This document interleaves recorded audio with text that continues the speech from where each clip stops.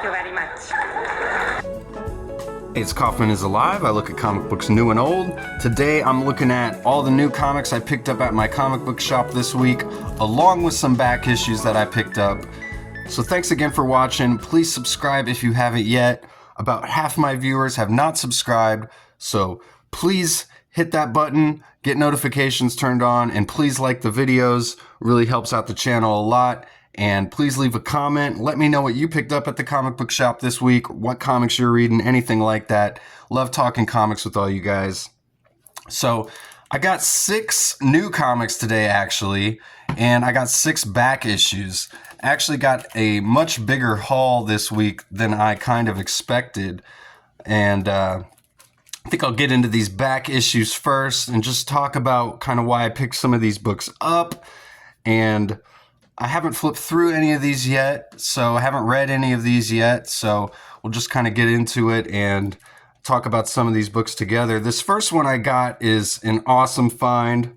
Not a rare comic or anything, but it was only $2, which is actually the original cover price as well. So that's pretty funny, actually, here all these years later. We've got the Uncanny X-Men and the New Teen Titans. This was a Marvel and DC team-up, obviously. Pretty rare thing. It's got this awesome double spread cover here by Walter Simonson and Terry Austin. It looks like does the inks. I actually bought this because I have another copy that has the middle page just like this is out of the staple. So I was kind of hoping to get a copy that didn't have that, but this one actually has the same thing. So I wonder if that's just kind of a running issue with this particular issue. So not a totally clean copy or anything, obviously. It's got some faded pages. They're kind of yellow. And I already own a copy of this book.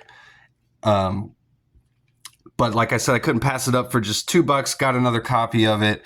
Might hand it out as a gift to somebody or something. But Apocalypse Now is the title of this issue here. So I'll have to get around to reviewing this whole book because this is a pretty awesome crossover. We got Deathstroke there on these pages. The color's really popping on some of these pages, to be honest with you. Even though this is a pretty old copy, it's not in the best shape. It's a little bit bent up, but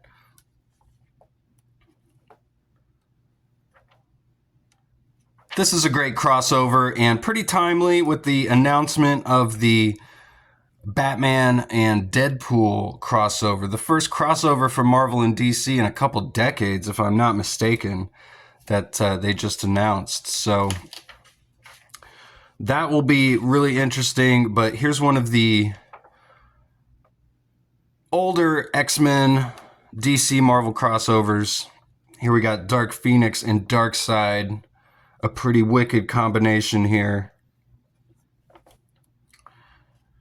I definitely recommend picking up this book if you ever find it.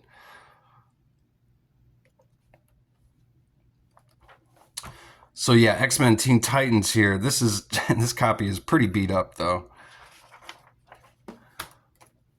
Then we got Wolverine Venom War #3. This came out last year. This is obviously was a part of the Venom War. It's got this awesome cover here. Really reminds me of a Spawn cover that had medieval Spawn with Violator's head going right through his sword. That's what this reminds me of, but we got Wolverine with his claws going right through Venom's head here. I'm going to see if I can pull out that Spawn issue really quick, actually.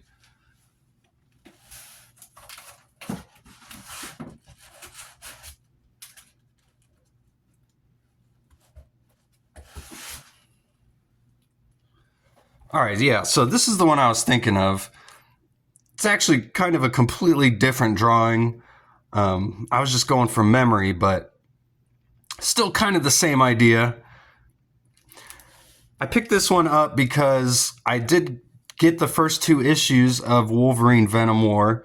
This was a 3-part miniseries, a spin-off of the Venom War, and I wanted to get this cover specifically, and when it came out, I missed this cover. I wasn't able to pick it up. They only had some of the other variant covers on the racks when I went in to buy it when it came out.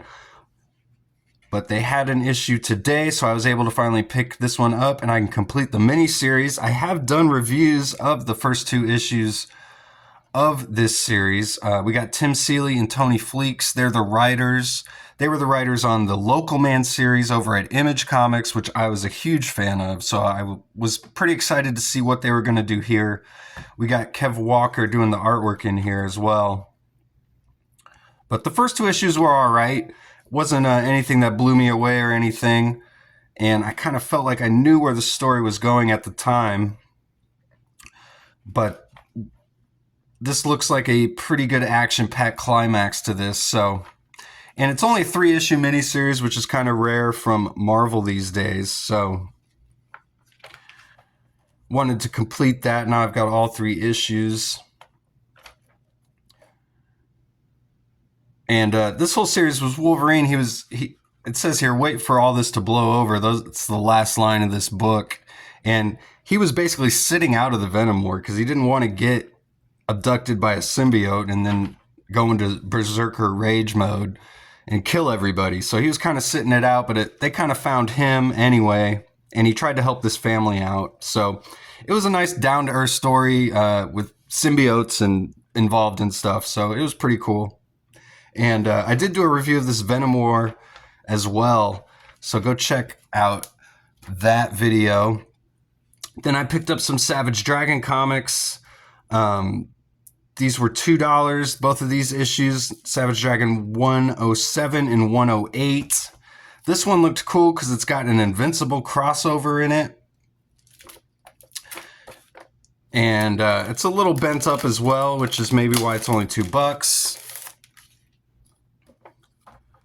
I have to put a backboard on it and kind of try and straighten it out a little bit. We got President Bush there on the front page. Larson has done issues with President Bush. He's done issues with President Obama, Donald Trump. I did a review of the Donald Trump issue, so go check that out if you haven't yet. But here's the Invincible crossover here on these pages. I was kind of surprised to find this for $2 considering Invincible's in here. He was only in a few issues of Dragon, and actually his very first appearance was in a backup story in an issue of Savage Dragon. I think it's issue 102. I have that issue. And that's the first appearance of Invincible. He wasn't actually in the Savage Dragon story. He was in a backup story. It was actually just, I think, the first few pages being printed for the first time of the first issue of Invincible in the back of Savage Dragon. But here he is actually crossing over with Dragon. So this looked like a pretty awesome issue. And this next one here, 108, I liked it. I wonder if it's a self-homage cover because we've got Savage Dragon. He's going after Amy Dragon here. She's got these boots on, these rocket boots, but he's got the spider webs here, if you notice. And Eric Larson is a former Spider-Man artist, so I thought this was a pretty funny little homage here. And he's just got this photographed city in the background that he's like, I guess, like New York City. So, but I wonder if this is an Eric Larson cover he did of Spider-Man or some panel from a Spider-Man book he's kind of homaging here. It doesn't look like anything I recognize though. So, but I do love the little callback there, and it's the flying shoes incident. So that pretty much tells you what this issue's going to be. But I figured since this one followed up 107, I'd pick up number 108 as well. Then we get a massacre of dialogue here, which is always fun from Eric Larson. Because you usually get a pretty good amount of story and development going on whenever he just belts you over the head with all these word balloons. But it's fun, you know, it's a choice that he likes to do, you know, mix it up because there's a lot of issues where he won't have hardly any talking or pages without any dialogue at all. So, big fan of Savage Dragon. If you haven't caught on yet, following me on my channel here, I have been doing reviews of the early Savage Dragon issues. I've done the entire miniseries and the first 4 issues so far, and some other ones, the 0 issue, some other scattered ones. I'm going to try and get through all of them as I go along. So we get a backup story here, kind of a wrestling tie-in. It says it's Mexican wrestler funnies, El Tigre in Vers Hombre Perfecto.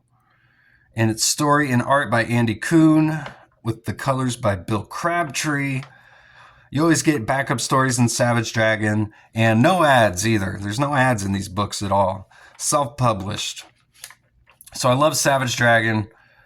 Definitely my favorite comic book. Still going today too. And we get another backup story here, a Chris Giarrusso short. You can find his shorts in lots of Marvel comics over the past 30 years. And a Savage Dragon Burt, which is like a Dilbert take. Done by Carl H. here. And these are always really funny as well. And this is Hitler's Brain Burt. So if you're not aware, hip to Savage Dragon lore, Hitler's brain did become a major villain within Savage Dragon. So call back to that as well. Then I picked up Savage Dragon 184 and 185. This was $3 and 185 was $2. So we got Savage Dragon on trial and the verdict of the trial, essentially. So, and these aren't issues I've ever read before. They've probably been referenced in some Dragon and I didn't pick up on it or something. These are all kind of bent a little bit though. Unfortunately, all these back issues are a little bit bent up. But, so we got Eric Larson obviously doing everything here. It just says by Eric Larson. We just got Tom Orzechowski doing the letters here. Different coloring style as well from that previous issue we were looking at. This is 84 issues later. So Larson has definitely switched his art style up a lot over the years.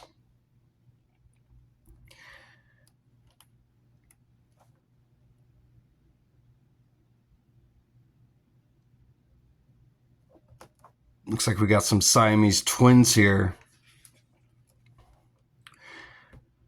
And we've got Malcolm Dragon, the son of the Savage Dragon, kind of becoming the focus of the book around this point.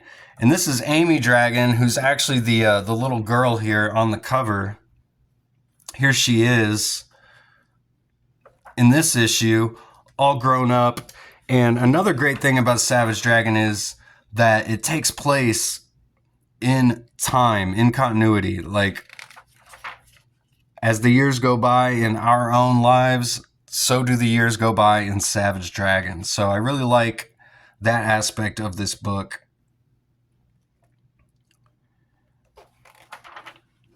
And we get a Vanguard backup story as well.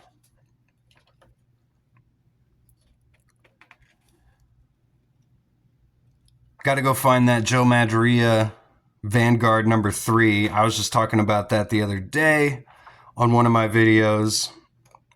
Because you had the X-Men artist Joe Madureira who did all the Age of Apocalypse stuff. Well, not all of it, but did some of that X-Men on that, the Astonishing X-Men. He had a really awesome issue of Vanguard, issue number 3 that he did. So this was Savage Dragon on trial. It's following the trial of the original Savage Dragon. We saw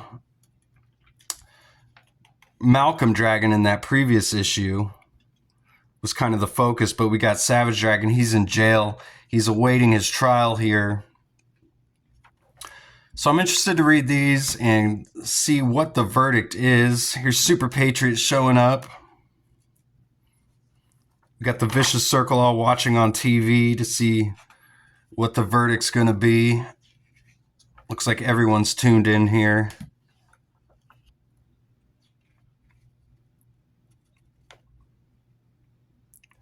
Looks like they asked the chief if they'd welcome Dragon back onto the police force. He says no.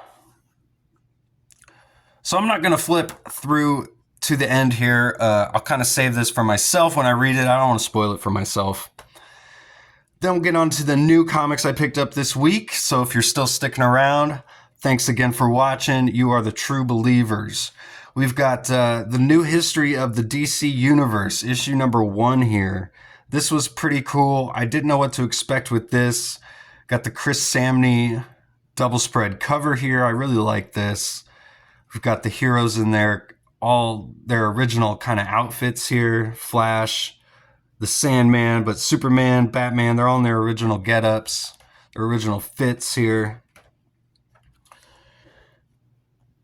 It looks like we're following Barry Allen, who he can travel through time, so that kind of makes sense if he's going to be telling the story of the DC Universe here. Which I like this concept of DC telling a complete history of their universe in one issue, which I believe is what this is. And it looks like it's an all splash page issue as well, which is pretty awesome. See who the creative team is on here. It's probably in the back.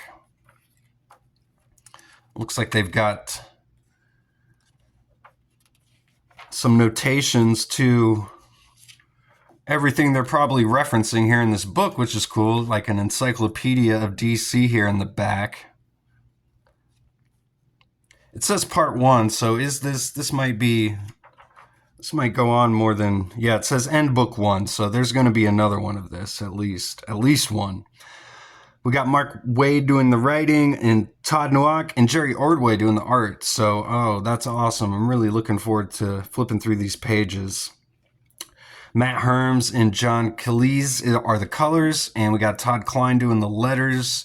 And again, Chris Samney and Giovanna Nero are the artists on the cover here. So, and this was a $5.99 book. I think it's at least 48 pages. So, and again, this is an all splash page issue. We've got splash pages by Jerry Ordway and Todd Nowak. So, two very talented artists. So go check this book out if you weren't aware of it coming out, or if you haven't picked it up yet. Definitely go check this out while you can still get it.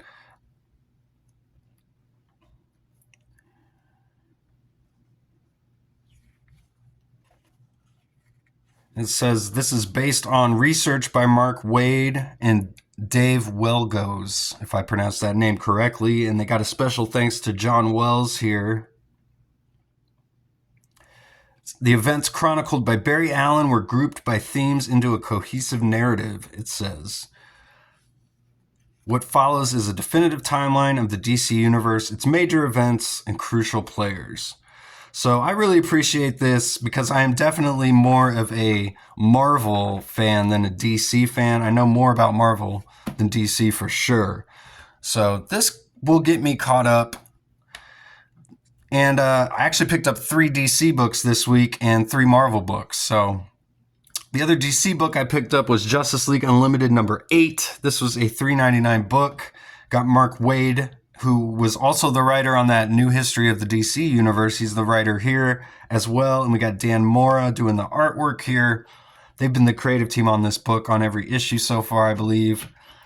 And I have actually skipped out on the past previous 5 issues. I think I picked up the first 4, 3 or 4. I can't remember, but I did do reviews of all those. The series was just kind of underwhelming at that point, but this issue looked really cool. We've got Batman Beyond showing up here. There's the Blue Superman as well. We've got the Aquaman from the 90s. Harley Quinn's here. So a pretty cool cast of characters. And they're going up against what looks like the Legion of Doom here, led by Gorilla God, it says. But this is part 6 of this storyline in this Justice League Unlimited, and it is the conclusion to it. So it's the final battle between these two groups. Again, Batman Beyond I did flip through this a bit in my comic book shop, and it kind of looked too good to pass up, to be honest. These pages by Dan Mora are really awesome. They're totally wild. It's hard to follow what's going on in a lot of it even. It's just some crazy artwork in here. But we've got the entire Justice League Unlimited, it looks like. All the main players battling against this Gorilla Grodd, who's Gorilla God. He's Gorilla God here. And he looks like he's possessed by some sort of Omega spirit of Darkseid or something like that. And I had a few spoilers that I had read about in this issue, and it looked kind of important to the overall DC narrative, the things that go on in this issue, so I decided to pick it up. I was kind of leaning on whether to pick this one up or not. Like I said, I had not been reading the past few issues, and was kind of underwhelmed by the first few, but this looked like a pretty good one. So, and since I kind of already know what's been going on, picked that one up. Then we got Absolute Martian Manhunter number 4. This was a $4.99 book. Pretty cool cover here by Javier Rodriguez. Definitely been feeling the heat recently. It's been hot as hell the past week or so. We got Dennis Camp as the writer here. I have not flipped through this at all. Some cool artwork in here. Very, very, very cool stuff. I've enjoyed this entire series so far, and I've done reviews of those first 3 issues. Definitely go check this book out. It might not be for everybody, but it's definitely for me. It's definitely something I'm into right now. Very subversive, and not your typical superhero story. Definitely isn't something you might have expected from DC at this point, trying to put out a Martian Manhunter book. But I highly recommend it. Definitely one of the most original things going on in either of the major big 2 companies right now. So,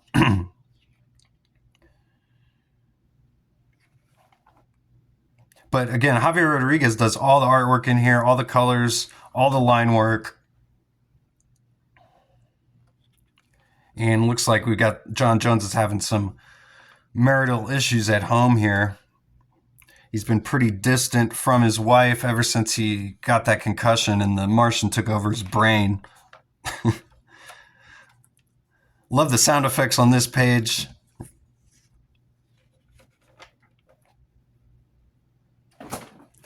And the white light here from the sun reminds me of the white Martian that's shown up. So looking forward to reading this. Definitely have a review of that coming out as soon as I can. Then we'll move on to the Marvel books I picked up this week. I got Spider-Man and Wolverine. This is Mark Guggenheim doing the writing, and Kari Andrews does the artwork on the cover here and on the interiors, which is awesome. Wow, that is some great colors too. I love the lighting on these. And what a great double splash. And spoiler alert, at the end of the first issue, we found out that Wolverine had a hand in killing Spider-Man's parents. So I always thought it was the Red Skull, but apparently they maybe have changed the narrative here, at least for the purposes of this series. And I think this is an ongoing series as well. I'm not sure about that. It seems like Marvel doesn't really have any real ongoing series anymore. They pretty much wrap them up after about 12 or 20 issues or so. It seems like you very rarely get a series going more than 30 issues. I can barely think of very few. Just this week, the final issue of Fantastic Four came out, and they're going to reboot it with a new number 1 in just another month or so. Which is strange timing considering that the movie's coming out just this month, but maybe that's why they're putting out this new number 1 in the same month. I'm assuming they are going to be trying to sell that new number 1 along with the movie, which I guess is smart, and it's the same writer on that Fantastic Four, so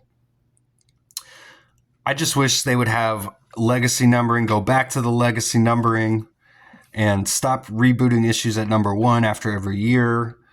seems like Marvel does that way too often. So this looks pretty awesome. Wolverine and Spider-Man. I love the first issue. I love the artwork. Kari Andrews is one of my favorite artists going. And I love the throwback costumes here in issue number 3. It looks like we're going to be getting. So definitely check this series out. This was $3.99. Then I picked up Gwenpool number 2. This actually came out last week, but I didn't pick it up. I just kind of slipped my mind. But I'm not a big fan of this cover at all, really. But we've got the original Gwenpool here with kind of her granny panties, looks like. And the swords that are going through her, there's no blood or anything. It just looks very, very odd. But maybe that's done on purpose because she's like this, fourth wall breaking character. Maybe she doesn't have blood. I don't know. But I really liked the first issue of Gwenpool. It was really surprising. And it says here the tragic death of the original Gwenpool. And obviously on the cover here, showing us what's going to be most likely happening here, is we've got the return of the original Gwen Stacy, allegedly. And she's here to kill off this Gwenpool and replace her. So, and I like this concept. This is a new, deadlier Gwenpool. She's been placed here by the architect. I don't think we're supposed to know who that is at this point. It's kind of a mystery who's sent her here and what her purpose is for. Other than at this point, we know she's here to eliminate Gwenpool. And we got Jeff the Shark in this issue as well for any Jeff the Land Shark fans out there. And Spider-Man as well. So nice little team up. She-Hulk looks like showing up here. But again, I like that first issue. So, and this is just a mini. I think this is a 5-part mini-series. So as long as it stays good, I'll probably keep reading it just to see where it goes. Never been a fan of Gwenpool before until now, but I do like this reboot of the character. Looks pretty good, although I really am not a fan of this cover at all. I was looking for a variant, but like I said, it came out last week. All the variants were gone. Last comic book I got this week to look at is Ultimate Spider-Man number 18. We got Peter and his son Richard, the Spider-Man here on the cover. Mysterio in the background, who is actually, speaking of Gwen Stacy, she is Mysterio in this book, if you were not aware. And I've done reviews of all the issues of Ultimate Spider-Man so far. This is one of my favorite comics. And we just found out this week that there's been a couple developments regarding the entire Ultimates line. We kind of already knew at the end of the first 2 years of this storyline, the Maker was going to return. That's what it's all been building to. So we've learned that at the end of issue 24 will be the final issue of all the Ultimate books that are still going at that point, including Ultimate Spider-Man. Although I'm sure Marvel will have a trick or two up its sleeve. We'll see. But so this series looks to be wrapping up with issue 24. And we found out that Donny Cates was actually tapped to write this series originally before he had some accidents and had to take a break from comic books, whatever was going on with him. So they handed it over to Jonathan Hickman, but he kind of kept some of the same premises that Donny had been working on and a few of the same ideas, including Peter and Mary Jane being aged up and being married and having kids and making this whole series kind of a more adult version of Spider-Man. So now I'd say my one critique mainly of this storyline so far is just MJ seems pretty easygoing about everything that's been going on. They've been completely displaced out of New York City and had to move into the desert, and she's just kind of going with whatever Peter throws at her, it seems like. Seems kind of weird. Mary Jane, out of all these other characters that are just completely getting, I feel like, developed very well, including Gwen Stacy and this whole Mysterio storyline, which I've shared my thoughts on this Mysterio storyline in the past few reviews, but I just feel like Mary Jane is the most underdeveloped character of this entire series so far. And you might even throw Peter in there because he only shows up, it feels like, half the time. But thankfully, we got Spider-Man back in this issue. Great splash page here. Marco Cicchetto back on artwork as well on this issue. This looks like a great callback to some previous Spider-Man work by some other Spider-Man artists that he's doing on here. I really like this. Really like this stuff. Again, I haven't flipped through any of this yet, so just kind of seeing it for the first time. But great to see Spider-Man back and Marco Cicchetto drawing him. Looks like he's drawing him a little bit differently too, or there's something different going on with the colors. Can't quite put my finger on it. And another weird thing is how Peter just seems to be totally okay with his son becoming Spider-Man. He doesn't seem too concerned with all the danger that comes with it at this point. He seems pretty oblivious to that. Seems a little bit out of character for Peter. Although I guess we don't really know this Peter and Mary Jane as well, because they are all grown up and they're just kind of learning about this entire superhero business here for the first time. Peter just became Spider-Man, so. And this is the Black Cat here, Felicia Hardy of this universe, and she struck up a friendship with Richard Parker, even though she's working for Wilson Fisk, so. A very tangled web being weaved here in Ultimate Spider-Man. And that's all I got this week. Again, this was a pretty good pull, a much bigger pull than I expected to get, that's for sure. Did not expect to pick up all this stuff this week. Found some great back issues as well from Savage Dragon, which is always fun. I'm trying to collect all those back issues that I don't have because there was a whole period of time I was not collecting Savage Dragon, or any comics for that matter, but got this Wolverine Venom War 2, which I had been missing, and got another copy of X-Men Teen Titans, even though it's in kind of crappy shape, but that's all right. Thanks again for watching. Please subscribe, and I'll see you guys on the next one. Go read comics.